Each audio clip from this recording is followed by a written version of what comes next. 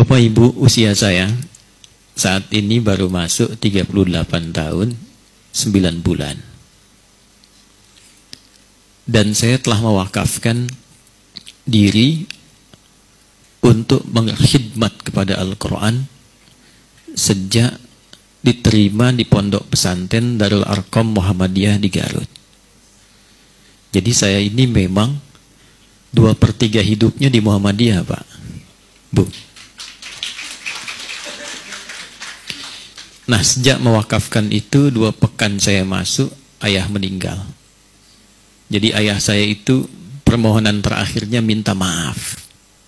Karena saat saya diterima, akan diantar ke Pondok Pesantren Darul Arqam, saya harus ke rumah sakit. Lalu ayah saya kemudian memeluk dan mengatakan, "Nak, minta maaf, apa tidak bisa mengantar karena kondisi tidak memungkinkan." Singkatnya 2 pekan di pondok, ada panggilan dari administrasi di depan, saya mesti pulang, dan saya belum tahu kalau ayah saya telah meninggal. Kemudian sesampainya di Bandung, paman kami dan sahabat Pak Haidar juga, Kiai Haji Rafani Akhir, beliau mengabari, beliau itu adik ibu saya. Jadi keluarga kami pun keluarga Muhammadiyah, Pak. Jadi yang mendirikan, menginisiasi dan membesarkan Muhammadiyah di Banten itu Kiai Haji Rafiuddin Akhir, itu kakak ibu saya. Adiknya Kiai Rafani Akhir itu sekarang di Jawa Barat, itu adik ibu saya persis, dari ibu ke beliau. Beliau sampaikan mungkin sampai di rumah tidak bisa melihat ayah karena beliau sudah dikuburkan. Jadi sampai di rumah, ba'da maghrib saya tiba, saya tahan semua jenis kesedihan, saya temukan ibunda di ruang tengah, saya peluk, saya temani, saya bermimpi melihat ayah mengenakan kemeja yang masih jelas terngiang saat ini, hanya dadah saja, Pak. Besoknya saya masuk ke kamar beliau, dan di situ saya temukan kitab-kitab yang memang beliau ajarkan secara langsung, tak pernah diperkenalkan kitabnya, dan diantaranya itu yang diajarkan di Darul Arqam.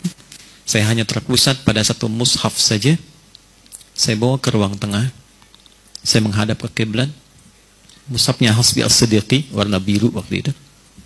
Saya katakan, "Ya Allah, saya tidak punya kemampuan untuk membahagiakan ayah saya semasa hidup, maka mohon berikan kekuatan untuk menjadi bagian dari ahli Al-Quran yang setiap hurufnya bisa menerangi kesendirian ayah saya di alam kubur dan membahagiakan ibunda yang masih hidup."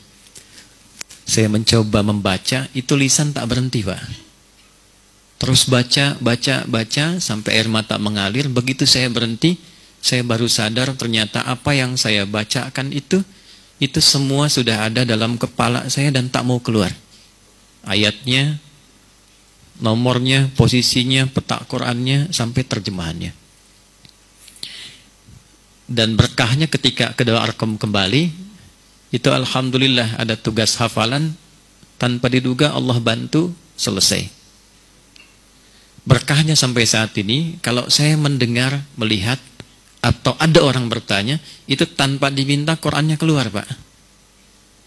Jadi dari tadi sambutan, Mas Denny, Prof. Haidar, Pak Anwar, saya temukan tiba-tiba muncul ayat-ayat Quran itu yang keseluruhannya itu adalah refleksi perjalanan baik dari Persyarikatan Muhammadiyah, Suara Muhammadiyah khususnya, yang memang ayatnya spesifik disebutkan dengan menggunakan kata Muhammad saja.